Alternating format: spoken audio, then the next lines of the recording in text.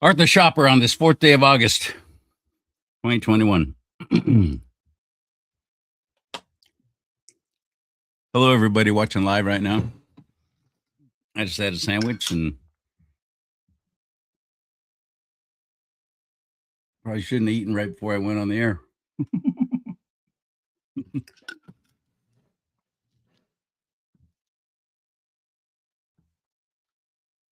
That's a rule of thumb in the broadcasting world. Never eat before you're on the air or even while you're on the air, radio or television. Because too many things can go wrong. Okay. Had a big fire here. I'm not at home. I'm with family. Probably about an hour and a half from where I live. And as I'm heading back to my family member's house to stay here last night, excuse me, I see the signs of a fire, a big fire, just on the other side of the hills, close hills. And by the time I got back to where my family member lives, it was huge. It exploded up to 500 acres. They're bringing in the helicopters and the tankers and all that kind of stuff. And I'm sitting there, I'm videoing it all. I captured it all while it was happening in real time. And posted it on my YouTube page if you want to see it, youtube.com/Charlie Simons, CharlieSimons. You got to spell it right or you're not going to find me. And it's like 27 minutes of everything. You can literally see the fire cresting over the hill and starting to come down into where I was. Freaky. It's now exploded over 2,500 acres.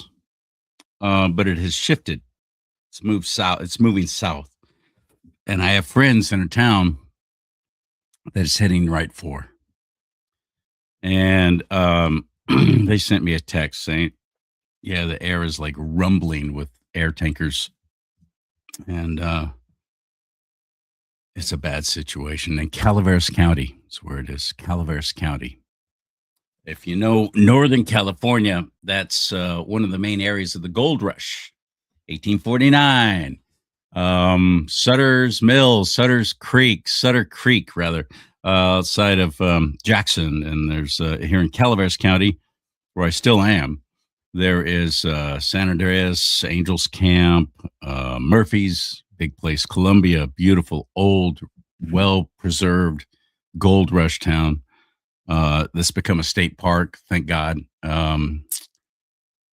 What's another town? Oh, McCullum Hill. I like McCullum Hill a lot. And Valley Springs. Valley Springs is basically the biggest populated area. Well, no, Angels Camp is bigger. But anyway, suffice it to say, a lot of freaking out going on. And when I got up this morning, I was able to sleep all night. Thank you, Lord.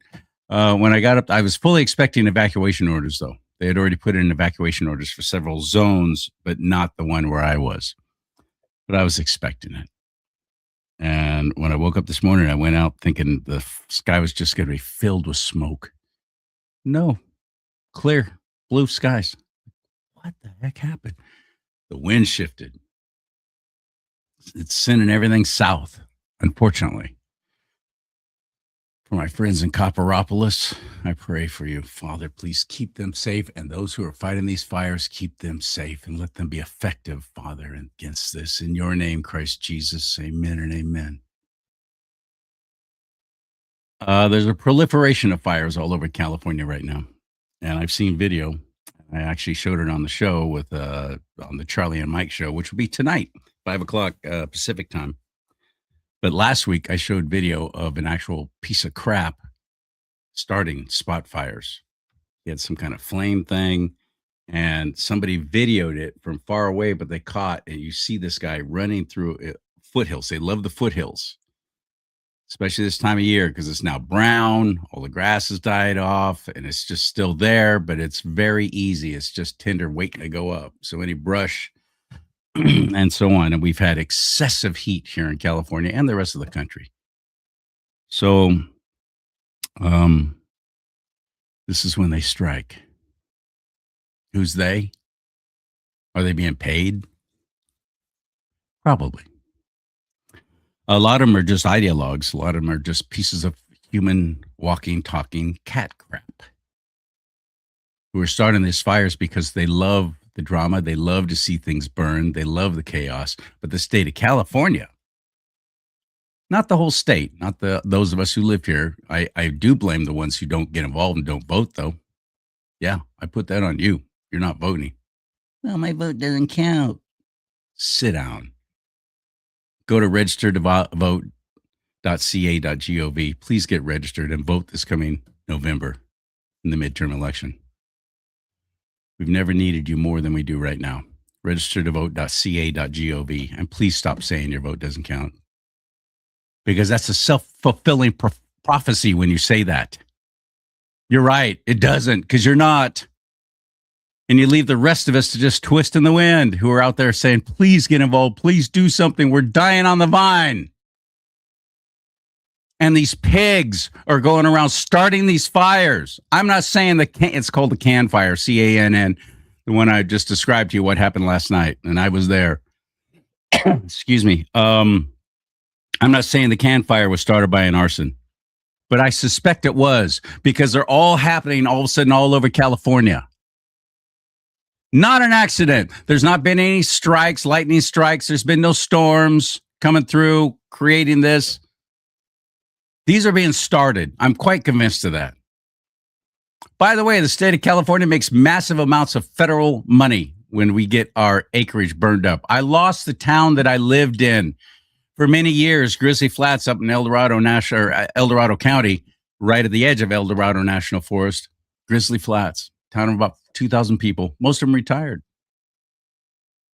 Lost everything. That was back in October 21st, 2021, all during the whole COVID crap.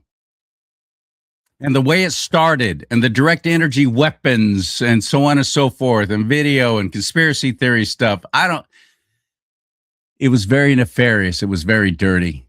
221,000 acres. Leveled the town of Grizzly Flats, just like Paradise, just like Lahaina, Maui.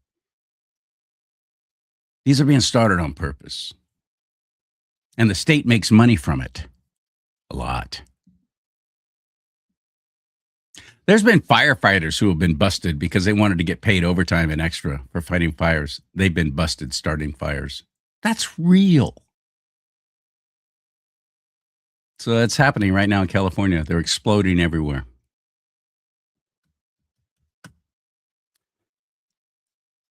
I fight against communism. I am an anti-communist through and through, which means I'm anti-socialist as well. Just did a great show with Dr. Brad Thayer, and he's written a book about the war against communism. And I watched what was happening in Central and South America, Mexico, and then South America. They're predominantly Catholic. Most of those people, that is the religion. And they were doing things that I'm thinking, this is going directly against their faith. Why are they doing this? I've always puzzled that. Here in California and here in the United States of America, all these Catholics who vote Democrat all the time and are quite militant about it. This is going directly against your faith. Why would you do that? Popes, priests, all on the left. So many of them. Why would you do that? This is the party of death. This is the party rooting out life from a woman's womb and supporting it and cheering for it. You're going to be harshly judged. I hope not. I hope you turn around. I hope you give your life to Christ Jesus and you stop your path. But I'm telling you what, man, when it's the day of judgment, I don't want to be standing in line behind you because I want to get in. I don't have to wait there and listen for your whole laundry list of stupid ass things you did all in the name of God. So I've always puzzled why Central and South America is going running, galloping towards socialism and communism. Always puzzled over that. But something has changed. There's been a paradigm shift. And people in the media aren't talking about it. Except for me and Arthur Schopper. He's on my show. He's written a great article for townhall.com, and we're going to discuss it right now on Do Not Talk. Are you ready? Hit it.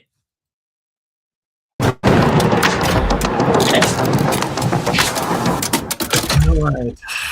Hey. Yeah, you're in fire-torn Calaveras County right now, broadcasting live. Hello, buddy. All right. Well, I'm glad that you're still staying safe. Maybe you need to get those jumping frogs. They got to show up. Maybe they can carry a bunch of water. That's right. Strap some little water tanks to the jumping frogs of Calaveras County. That's a real deal here, actually. As Mark Twain wrote about the jumping frogs of Calaveras County.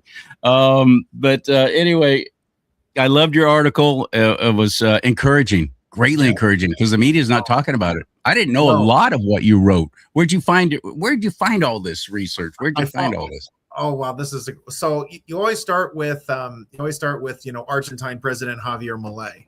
I mean, I follow his stuff on Instagram and X, so it's social media 100%. You can follow foreign media, especially in Latin America. They have English language sites, and because Milei has done such an incredible job, Javier Milei, the El Loco, the libertarian economist, big adherent of Austrian economics, who is actually getting the job done, who went super viral across the world when he had that whiteboard of 18 executive departments. We think Washington is bad. In Buenos Aires, they had 18 executive departments, and he just went one after another. Afuera. I'm taking this out. Firing them. And there was no dirty judges to stop him from doing it. That is correct, because he got rid of them too. Yes, that is correct. Thank you for that. Absolutely. In Argentina and in South America in general, they are sensitive to corrupt judges far more than we are. That is an American liability. It is particularly American. I really do believe this. We tend to hold judges in this extremely high esteem, like they are untouchable, and they really are above politics. And when they make a ruling, it is completely legal. Never forget, they're just an attorney that got a promotion. They're still just a freaking attorney. They are bad lawyers in black dresses. That's a common phrase. It's a good way to put it. I like that. There you go. What is a judge? A bad lawyer in a black dress. And that's what it is. Many, especially in the state of California, you have lawyers that can't make it, and they don't want to deal with the 9 to 5 or the 8 to 4 grind of a courtroom. They donate enough money to the governor, and then suddenly they get appointed judge. That's literally what happened. I saw this, I saw this on site when I was in the public defender's office in Orange County. That was many years ago. The judges were incompetent.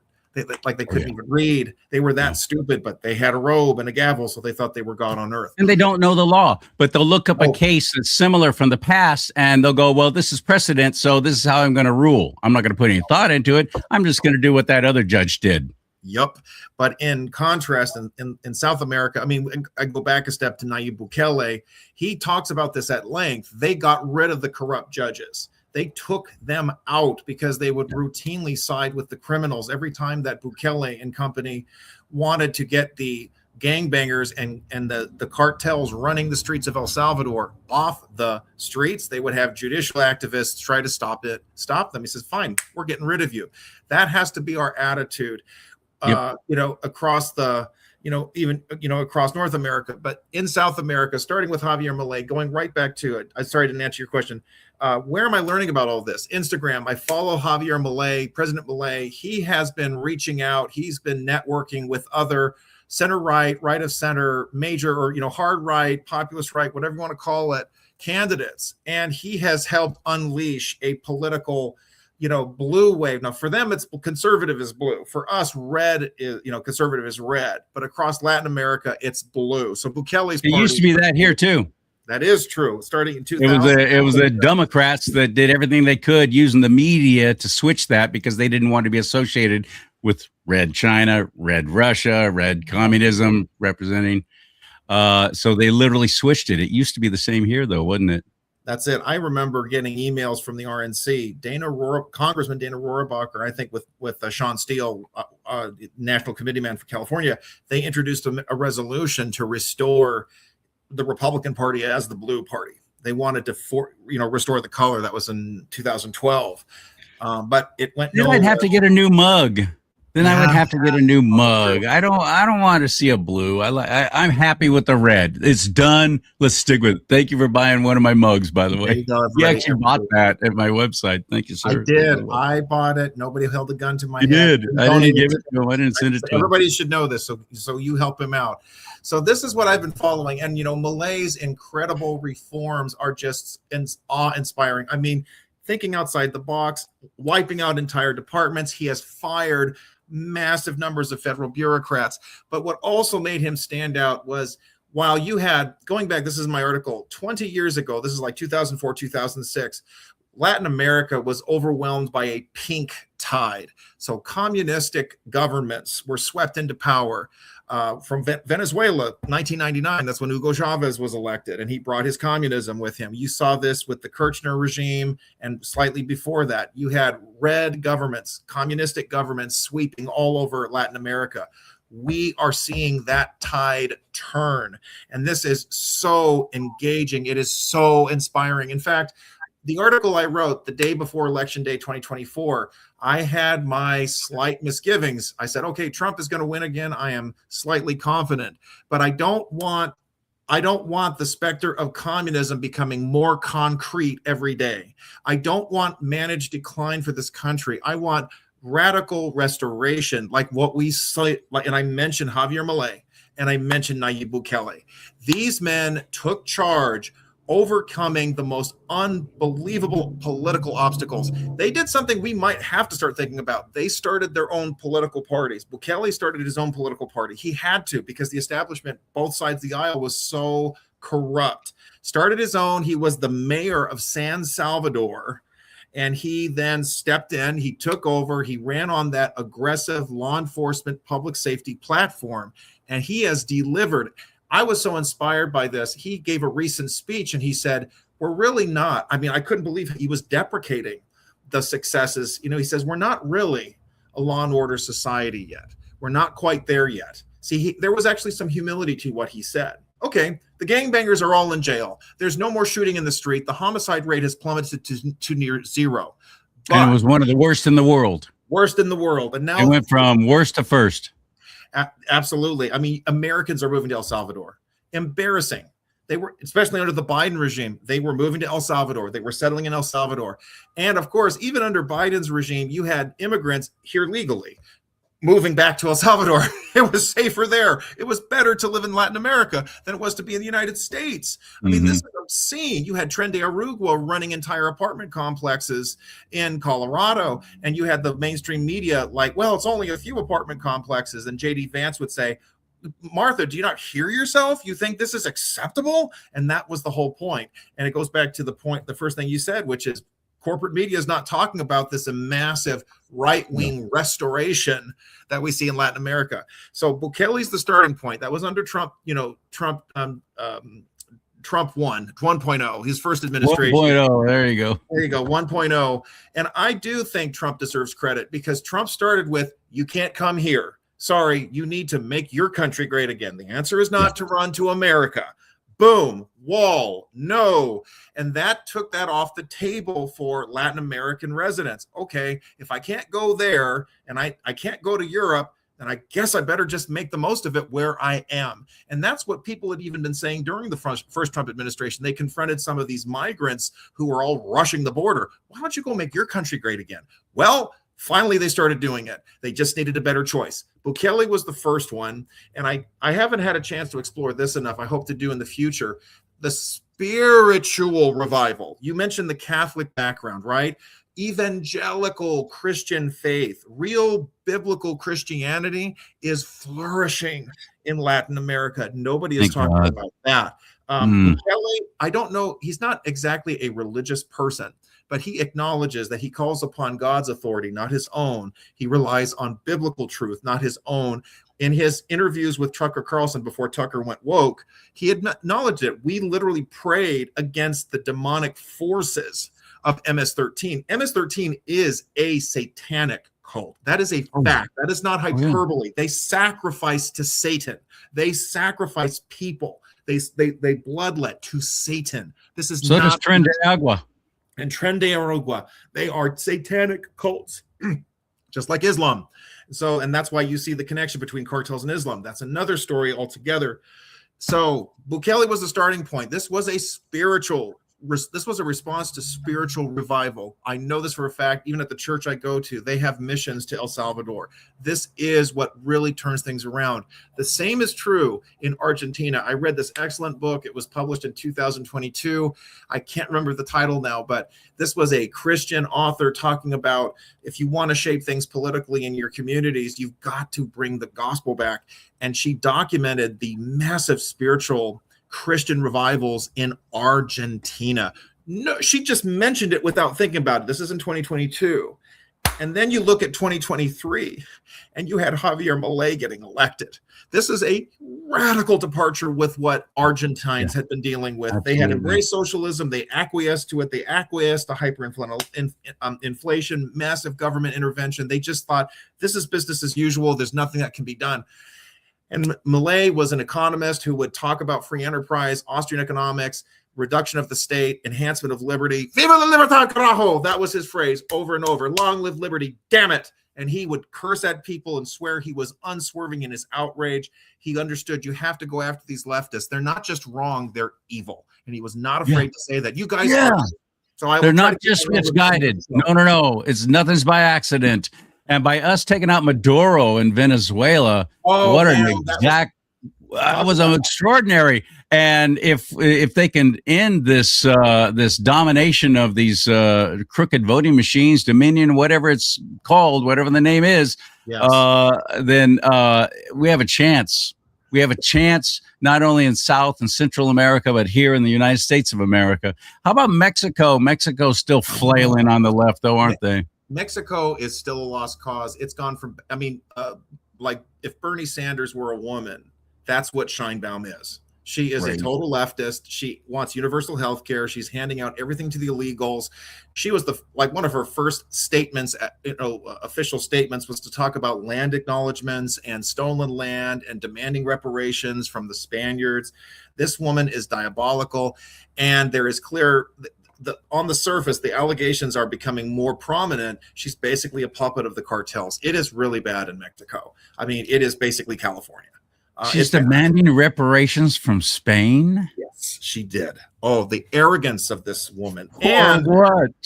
Yeah, exactly. Spain colonized Mexico. It was just the Mayans and the Aztecs, basically. And they were sacrificing each other to the sun god. You want to talk about demonic sacrifice? That's what was going on.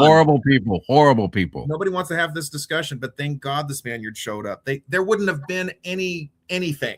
They would have wiped themselves out. I think that's what happened in Easter Island. You had the indigenous population. They wiped each other out because they were sacrificing each other and just giving into all kinds of evil. Mexico, it's going to be a while. There's a Mexican Republican Party. I kid you not. El Partido Republicano Mexicano. It exists, and they call it Make Mexico Great Again. It's a very small movement right now, but they do exist. The conservative, there's a businessman who is taking over the Conservative Party. I don't know if it's PRI or I can't get the acronyms wrong. There's a chance there, but it's an outsider. He's trying to work his way in. But as things stand, it is a supermajority Congress of leftists with a leftist president. And what do? They pull the strings. They change the rules. They make it impossible to fix things. So who knows what's going to happen? We'll see, unless the public, rises up. Because Mexico is a federation of states, just like the United States is. The different local governments, if they have some guts, they can push back. I have read that there are local governments which have allowed people to start carrying a firearm. They have to, because the police can't stand up or are in collusion with the cartels. It's that many of them very crooked. Yes, in Mexico. I want to talk about the good, though. Because they're scared, for one thing. They are scared, or they're scared to death. You're going to comply either with gold or with bullets. Yes. That's what the cartels let law enforcement and military know. You are going to look the other way, and you're going to do it for either money or with bullets, one way or the other, and we'll go after your family. It's wicked. I feel sorry for the Border Patrol agents. It's horrible. And Yeah, on both sides of the border, incidentally enough, I mean, it's hard to believe, but you have some decent people in Mexico who want rule of law and order working within. They have to wear masks. They have to. People are complaining about American law enforcement wearing masks. They have to, because of the threats. In Mexico, they have to wear masks. They have to wear the ski masks. Otherwise, they get killed. This has been going on for decades. It's disgusting. Mexico has serious problems. On the other hand, briefly, the power of cartels, we are seeing them facing the pushback. Who were some of their biggest supporters? Iran and Hezbollah. Nobody wants to talk about this, but you had Middle Eastern terrorists. They routinely linked up with the cartels. They helped push fentanyl into this country. So when people are giving me crap or give us crap about President Trump going after Iran, saying this is not America first, this has nothing to do with anything, that's a lie. These Middle Eastern terrorists have worked with the cartels. They have helped fund Venezuela's corruption and vice versa. They are a big problem. There is a ugly pipeline between terrorists in the Middle East and communists in Latin America. So don't buy that crap for 1 second. It is an essential military effort that President Trump is engaging in. And anybody who's opposed to it, you will also see their connections with supporting more socialism, supporting more collectivism, wanting more handouts from the government. They are talking about, they think of America First as being a neo-fascist movement of some kind. This is destructive and evil, and we've got to stand against it. You mentioned Maduro. There is so much background, though. I mean, President Trump gets the ball rolling. We see the blue wave. Remember, blue for conservative in Latin America. Milei, he has initiated a massive win. And why is he integral to this? First of all, because he's big friends with us. We have formed a free trade agreement, one of the few we have so far, with Argentina. He dropped all the tariffs with us. And his policies are working. Poverty has plummeted. Inflation has tapered down to nothing compared to what it was 2, 3, 4 years ago. It works. He is a public safety maven. He has actually borrowed, he has taken tips from Bukele. He is not the capital L libertarian that a lot of the crazy libertarian geeks were hoping for. He has actually doubled down on law enforcement. He has not decriminalized drugs. He has not decriminalized prostitution. They were hoping he was going to go full capital loser libertarian. He has not done that. That is very smart, because it doesn't work. That has been a problem with the libertarian movement, even here in this country. It's like it's been co-opted also by the left. You hear them saying, well, drag queens are okay. It's all about freedom of association. No, it's not. It's child abuse. They'll be saying things like, well, prostitution should be okay. Consenting adults should do whatever they want with their bodies. Okay, then what about the venereal disease? What about the breakdown of law and order? What about the sex trafficking? Come on. This is ridiculous. Milei has found the perfect course, and he has aggressively doubled down on the economic reforms. As we speak. And it's worked. It's working beautifully. Worked. And that's the point. And that's because he has succeeded, other right-wing candidates go, I'm going to do what he's doing. And they are winning. I did not even Let's talk about that. The chat room's open. I got a few people in there. Carol Ann's asking, I just joined. What's the topic? Topic is a great one, Carol. You're just in time. I'm talking with Arthur Schopper, and we're talking about an article he wrote for townhall.com.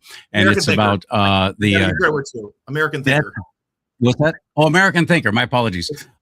Anyway, it's about communism going away in South America, which is extraordinary. That's what we're talking about. Now, we've talked about Venezuela and El Salvador.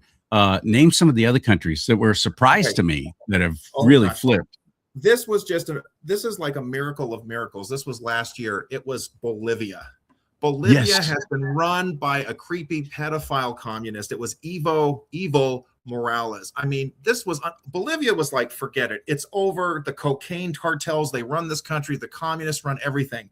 And you had a guy named, I think it was Edward, sometimes forgive me if I get the names wrong. Novoa is his last name. I have to look it up just to make sure I get it right. I got to stop being so sloppy with that stuff. So bear with me. Daniel Novoa. Sorry, he's in Ecuador. So I got the wrong one. I'll talk about Ecuador in a little bit. But let me make sure I get the names wrong because there's so much going on. Oh, yeah. I mean, and it's happening so fast. Pardon me. It's happening really fast. Forgive me, everybody. His name is Rodrigo Paz. Now, people were trying to push him as, well, he's more of a centrist. But believe me, anybody who is to the right of a communist is right, okay? And he's been center-right.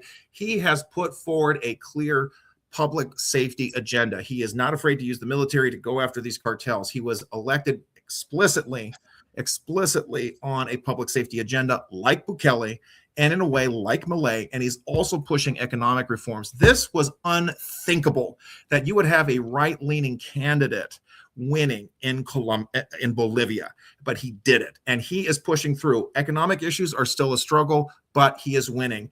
We see the same thing with Daniel Novoa, similar to Rodrigo Paz, running on a conservative, pro-public safety, pro-economic freedom platform, and he won. This was huge. You had with Ecuador, Bolivia, but I think even the biggest one of these three is Colombia. This year, you had Abelardo de Espriella. I always pronounce them wrong. I've got to make sure I get that one. De Espriella. Okay, that's it. I did the best I could there. My Spanish isn't perfect. This guy is hardcore Catholic, hardcore conservative, loves Trump. In fact, President Trump endorsed this guy, Abelardo de Espriella. In Colombia. And Colombia has been drug cartel, drug trafficking, say hello to my little friend, communist corruption for and he won. And now, okay, so I want to there's a theme I want to talk to, but I want to make sure I follow what you asked me. Like, what other countries? I mean, we got Colombia.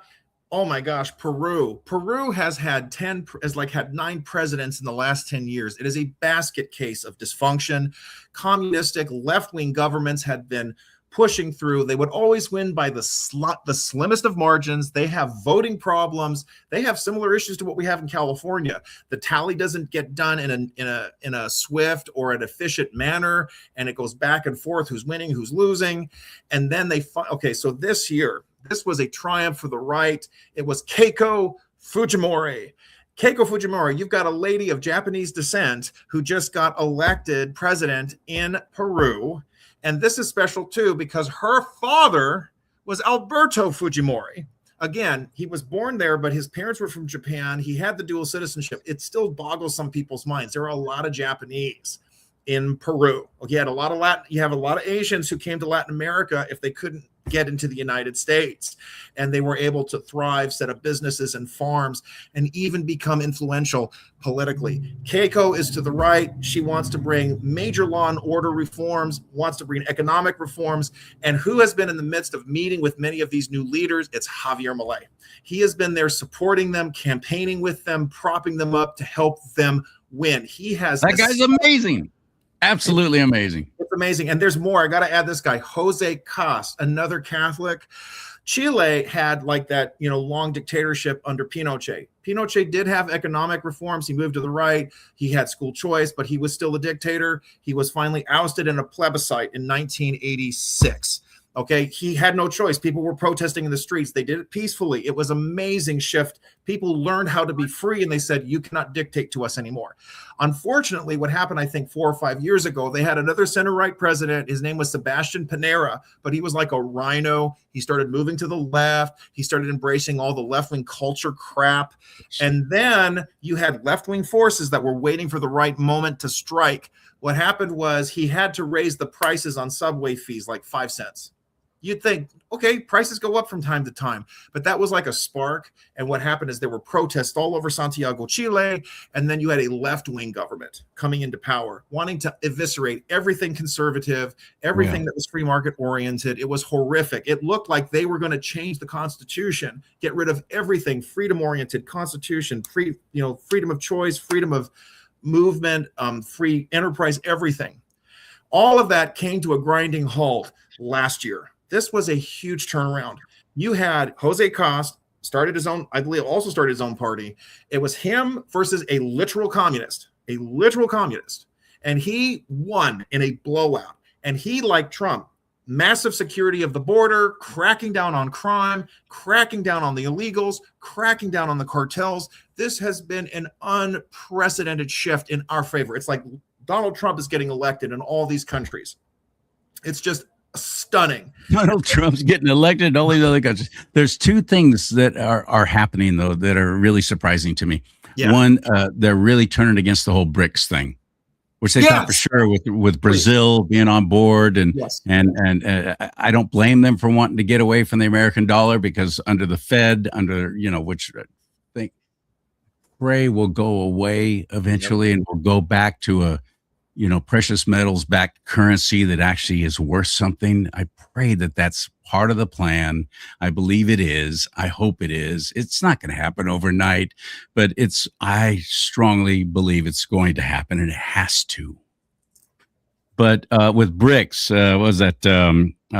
Brazil, Russia, Iran, China. What was the S? South Africa. South Africa. Thank you. That's right. But these governments in South America are turning against this and going away from that. And the other thing that's really amazing to me is the support for Israel. Yeah. That is a dramatic and major turnaround. And it has had a profoundly positive effect, hasn't it?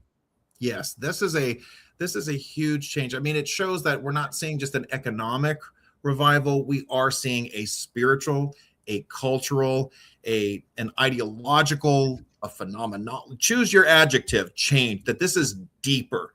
Because this was my latest article for American Thinker. As you see this massive rise towards Zionist sentiment, Zionist support, Zionist movement escalating in Latin America, it is inevitable that you see communism pushed out and cast out. I alluded to this. I want to give like the background. But if you don't mind though, before talking about the Zionism thing, I so commend you for bringing up the BRICS thing. That really is huge. I just want to, like, if you don't mind, just really briefly on that. BRICS was a big threat because they wanted to create a different reserve currency. It was going to turn the United States, it's to break the bank of the sickle black slavery. Yes and no, Carol. The fact, though, is that BRICS was about creating a diverse, a different reserve currency to compete and undermine the American dollar. The fact is, if the U.S. dollar ceases to be the reserve currency of the world, we're in trouble. We're going to turn into Zimbabwe, because all of this American money that's flowing all over the world, it becomes worthless. It's not up for demand. The demand is gone because they want a different currency. So then you have all these American dollars that are going nowhere. They're no longer in reserve. Guess what? It floods our markets, and that means everything. You'd have hyperinflation. This is a serious problem. This was a serious threat. And the first person who struck a blow against the BRICS, plot, it was President Javier Milei, because Argentina was about to join. They were the next country that was going to join this alternative reserve currency. And Milei said, nope, we're out. He explicitly said, China, you're out. I will not ally with you. If you want to do private business in the country, that's one thing. We will not work with you. He cut off China. He switched gears. He says, we'll help Ukraine. We're going to go against Russia. And this has been a big deal because now even Russia has had to abandon BRICS. The whole project is collapsing. Russia can't even pay its own bills anymore. Don't buy the lie. Russia is losing big time against Ukraine. It is bad. It is really bad. And you know what? Trump deserves a lot of commendation for this, because he didn't shovel a bunch of loan money at Ukraine. All it took was a moral order, a trade policy, and a commitment saying, Europe, you need to step up and defend your backyard. They did it, and now Russia's losing big time. Anyway, that's the thing about BRICS. That is really important. Now I can go to the Zionist element of this. This is huge. Going back, let me start with Bukele, because this was my article. I went from Bukele all the way, as much as I could, through temporal, chronological order. Nayib Bukele, he is the descendant of mandatory Palestinians. His parents were Christians, grandparents in Jordan. So this is under the Ottoman Empire. They had Ottoman passports. So that was, they called it mandatory Palestine. So technically, his grandparents are Palestinians. He flaunts that. So they were Christians. They moved to El Salvador to start a new life. Not everybody could come to the United States, so they went to Latin America. And yet, here he is, the third generation of his family. And he is one of the most outspoken proponents of Israel. Supports Israel, absolutely excoriated Hamas, hates the whole Palestinian cult, and sided with Israel. Even as mayor of San Salvador, he made inroads to the Jewish state. He was opening up trade relations just as the mayor. Then becoming president, he has continued to strengthen that alliance. So that was a starting point right there. The next one absolutely was Javier Milei. He openly campaigned for reinstating relationships with Israel, cutting off all the support for a Palestinian state. And again, this is in concourse with anytime you see any aggressive support for a Palestinian state, you will see a communistic agent or a socialistic one. I will explore that a little further. Just I want to give you the timeline for now. Milei said we're going to open up trade, we're going to open up relations with Israel. In fact, this year, they're moving the embassy. They're going to move it from Tel Aviv to Jerusalem. They're doing it too, huh? Wow. Huge move. Many people still don't understand this. The Palestinian cult at its core is a Marxist cult. Yeah. Yasser Arafat, serial pedophile, was a socialist. He was a communist. He was in league with the communists. He was hoping for support from Soviet Russia and all of their satellites. That was part of the reason that he put forward the idea of a Palestinian state. It is a communistic plot. We've got to say no just for that. And a made-up people and a made-up country. Yes, all of it is made up. It's all a fraud. And who is, of course, the biggest supporter of a Palestinian cause? It's China. From Mao Zedong, when he took power, he libeled Israel as well as Taiwan as colonial outposts of the West, trying to tear down the global communist project. For Mao Zedong, he didn't spout off about Jews or this or that. He went after the fact that it's a Western country wanting to undermine the communist project. And he is correct. And this is a big reason why this Zionist movement is a big win for us, regardless of your sentiments about a Jewish state, whatever your views are on the rapture or biblical foundations. The fact is, a Palestinian step-by-step cult cause connection means that you're supporting a communist movement. And I've had some people who call themselves Trump or America First, and they get very angry when I point this out. But the fact is, if you are trashing the state of Israel, you're basically saying that you want a communist influence to win in the world. That is a fact. No matter, and Israel has had a right-wing government now for the last 20 years. Even the blue and white regime that came in briefly was center-right.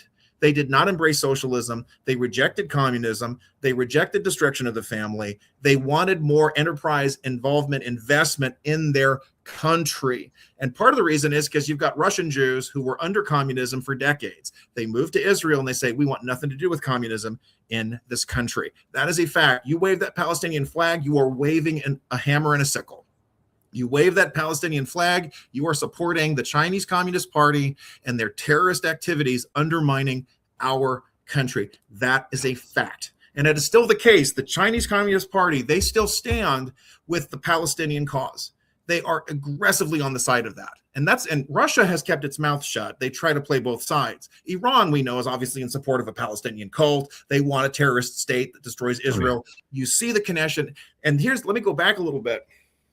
Hugo Chavez gets elected president in Venezuela. This was disturbing. Right away, he cut off trade with Israel. The Jews of Venezuela, they fled their country. That is a bad sign. When your Jews flee your country, you're in trouble. That is bad. That is bad spiritually. It is bad economically. It is bad culturally. And that's exactly what happened. Venezuela, it was the biggest exodus of Jews. It was out of that. They either fled to Bolivia or Colombia, or they ended up going to Israel, or they went to the United States because they had to go somewhere. Now we turn this around. Venezuela has become a somewhat tolerable partner again, getting rid of Maduro. A lot of people have told me, oh, Arthur, you're making too much of this because his successor, his vice president, is now in charge. And yet she has released political prisoners. She's opened up the markets. She's allowing for trade with oil. There is word on the street. I think out of necessity. I don't think that's what she really believes. I don't think that's who she is. I think that she is just a wolf in sheep's clothing, and she's just waiting for the political tides to change, and then she'll be right back at it. If we don't get if she's still in power.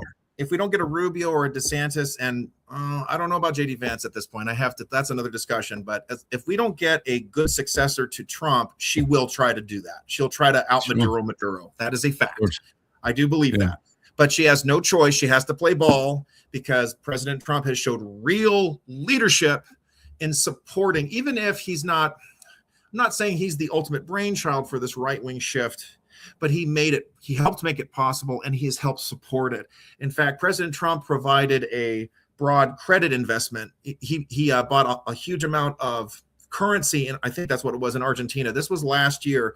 Milei was facing a congressional wipeout. Like his party was going to be completely blown out in Buenos Aires. So he needed like a financial lifeline. So what we did is we invested money. It was like $20 billion. People were furious. They're like, what happened to America first? Why are you helping Argentina? Because what happened is Milei took the money, he invested it. We got $40 billion back. We made money. Milei was able to shore up his political power. He has a bigger majority now in Congress, which is now helping us. This is brilliance across the board. Scott Bessent deserves a lot of credit for this. The treasurer in our country, along with Trump. This is good. And Trump is doing that with Japan right now because their currency is in trouble. This is a win-win-win. It is not America last. That is BS. Going to the Zionism thing too. What really inspired me, Jose Costa, the guy in Chile. I mean, the previous left-wing government, they had cut off Israel. They were opening up channels to a Palestinian state. Jose Costa comes in, cuts off all the Palestinian crap. He actually set up an ambassador to Israel. So that's a huge thing. Milei, he made it very clear.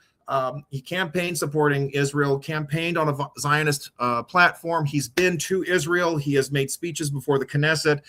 And I was often wondering this, though, he has such a pro-Israel platform. How come the embassy was still in Tel Aviv? I looked into it. The thing is that in Argentine law, the embassy had to be in Tel Aviv. That was a law. He couldn't just arbitrarily change it.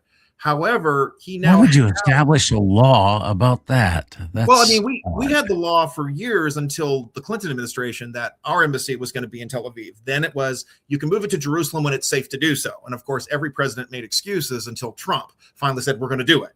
And he did it. So there you go. That's what it is. Milei has the power now and support. They can now move the embassy to Jerusalem. Done deal. This is big. The thing that really got me excited when it comes to the Zionist element was Abelardo Esprilla. He literally said this. He's going to be installed. It'll be on Thursday. He will officially be sworn in as president.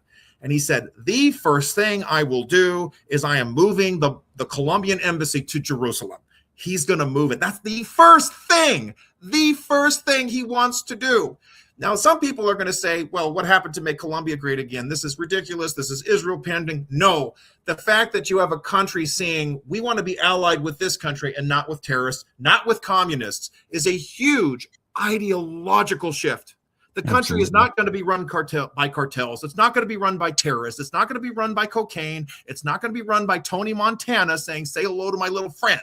It's going to be run by a conservative Catholic who says Christ is king and recognizes Israel's right to exist, and therefore Colombia's flourishing is inevitable. This is huge. And to be able to make such a bold statement that early is a massive win. Keiko Fujimori, she said the same things. We're opening up with Israel. We're moving forward on this. The shift, you cannot separate this. The rise in Zionism, the fall of communism. And that's a warning to us. Go. Yeah, no, I agree. What happened to Brazil? Brazil had a good conservative president there for a bit. What happened? Bolsonaro. So Jair Bolsonaro, yeah, he campaigned on a very strong platform. He campaigned on gun rights. He said, everybody, you can get a gun. I'm like, this guy wins. And I'll give him a little credit. Javier Milei has loosened the gun laws in his country. He's the only Latin American to have done this. Even Bukele, he needs to work on that. I've been very critical. There's two things. Okay, you recognize Israel's right to exist. Do you allow your citizens to have a gun? Those are huge for me. And little by little, it's changing. Czech Republic has also changed too. But Argentina, now we've got the same thing here with Brazil. Now, here's the thing. Bolsonaro, this is sad. Breitbart even was discussing this. Bolsonaro started to get more cozy with China.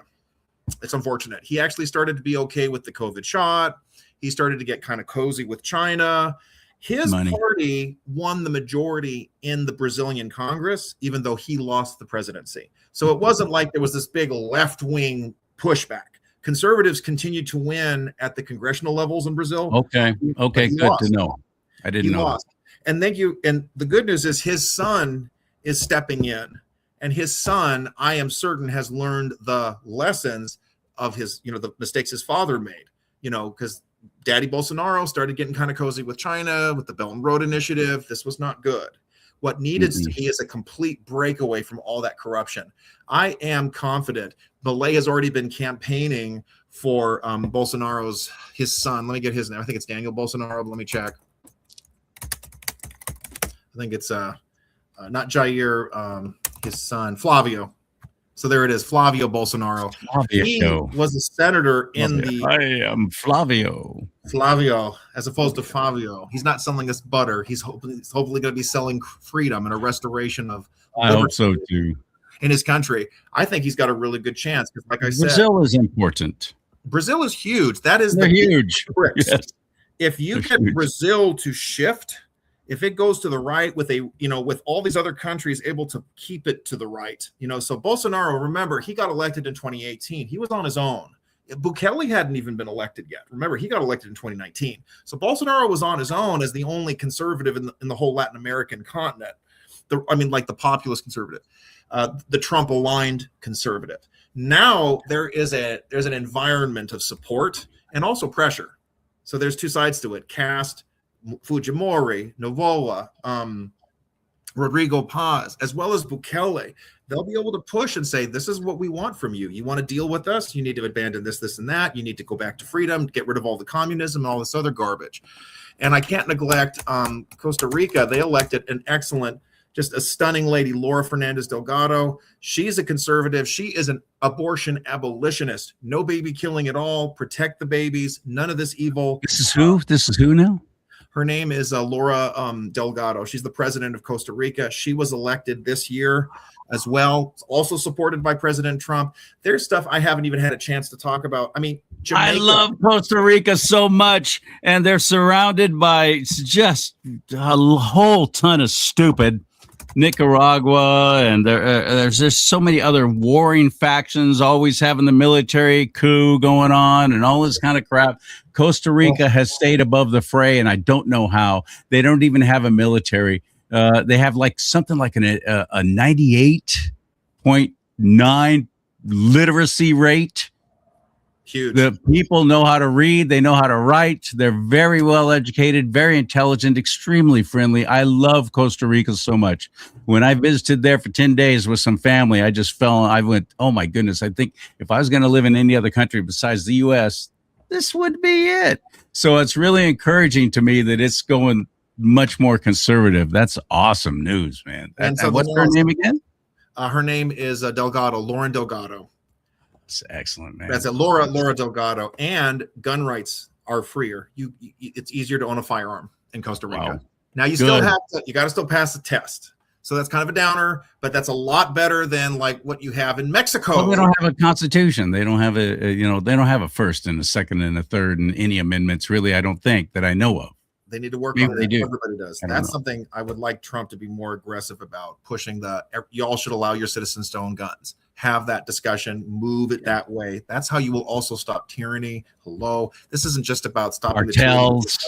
How to deal with cartels. How to deal with cartels. Let them own let your citizens carry a firearm. And this is huge. And as you can imagine, the president of Costa Rica, she has a warmer relationship with Israel. Nasri Asfura of Honduras, another right-wing populist, he got elected. There's still some setbacks. Belize has issues. Nicaragua was back in the news where you had Noriega saying there will be no more elections. I'm here forever. I bet there's probably going to be another arrest very soon. I think that could happen. I mean, after Maduro's arrest, or another military coup. There you go. I don't think it works anymore. I think this is the dying gasp of all these communist boomers. If we're going to use that term, we should be using it on them. Communism is a boomer thing in Latin America. I mean, all of these people from the 60s and the 70s pushing their collectivism, pushing their Che Guevara, that's not cool anymore. That's old. Cuba, that's didn't dated. It's cringeworthy. Cuba is forced to shift. Thank you, Trump. Again, just like the president, Delcy Rodriguez in Venezuela, Cuba's having to shift, not because they want to, but because President Trump cut off their oil. That was the key thing. And so now they have to liberalize. It's the only way. And that's the whole point. These diabolical, cartelized communist regimes, they propped each other up because they had the oil. And now that Venezuela is back in better hands with our purview, that has hurt all of the Latin dictators remaining. Big win for us. I didn't even have a chance to tell your audience. I mean, I didn't write about it, but I can share. Even Jamaica. Whoa, Jamon, Jamaica has No had way. they've had a conservative government 3 terms in a row. This is unheard of in a parliamentary democracy in Latin America. 3 terms in a row, 3 elections in a row, a right-wing government. They call themselves a liberal party. That's how it is in the parliamentary system. Liberal is conservative. I mean, it's just confusing to us. They have had incredible economic reforms. Jamaica was one of the most crime-ridden countries in the world. You had people, you could visit Jamaica, you'd have like a 2-story building. There'd be a locked door, and then you want to go inside. If you want to go upstairs, there'd be another locked door. And then if you wanted to go into a person's room, there'd be a 3rd locked door, because there was so much stealing, there was so much gang violence. All of that has been shut down. I've got stories. I've broadcast live from Jamaica several times. I've got stories about Jamaica. That's encouraging. I'm glad to hear that. That makes me really happy. You see the shift going on all over, and it's so many wonderful people there, and they deserve better. And I'm glad they're finally demanding it. There it is. There, I really do connect this. There is spiritual revival happening all over the world. We know that's why Iran has had huge protests now. The Christian faith is growing. Mosques are closing in Iran. We see, Christian revival taking place throughout Latin America. As I mentioned, this is true even in the Caribbean. This is why you're seeing just the absolute demise and breakdown of communism as well. And the fact is, people will go, it's growing here. It is growing here. President Trump has been part of that revival movement here. He's been unafraid to talk about the gospel, unafraid to talk about Christ Jesus, unafraid to read God's word and point to our need for Christ, that he is the only king. And we see that restoration happening. We need to build on that. We need to build on that Christian revivalism. What we don't want is this, secularized nationalist bigotry that wants to collectivize everything. This is a problem that needs to be addressed. You have some of these young people, they like, oh, I love Pinochet, or I love General Franco. I'm like, these guys were fascist. There's a word I'd like to use, but can't. These are people that were contrary to their own countries.